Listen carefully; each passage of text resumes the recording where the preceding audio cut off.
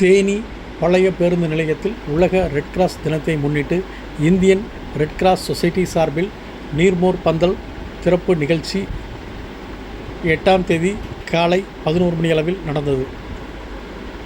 உலக red cross தினத்தை முன்னிட்டு நாடு முழுவதும் கொண்டாடப்பட்டு வருகின்ற நிலையில் இதன் ஒரு பகுதியாக தேனி மாவட்ட இந்தியன் ரெட் கிராஸ் சொசைட்டி சார்பில் தேனி பழைய பேருந்து நிலையத்தில் பொதுமக்களுக்காக நீர்மோர் பந்தல் திறக்கப்பட்டு நீர்மோர் வழங்கும் நிகழ்ச்சி நடைபெற்றது.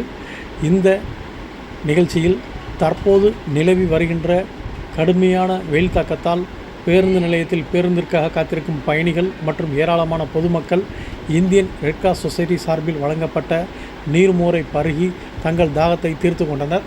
இந்த நிகழ்ச்சியில் தேனி மாவட்ட இந்தியன் ரெட் கிராஸ் சொசைட்டி சார்பில் நிர்வாகிகள் ஏராளமானோர் கலந்து கொண்டு பொதுமக்களுக்கு நீர்மோர் வழங்கி தாகத்தை தீர்த்தனர்.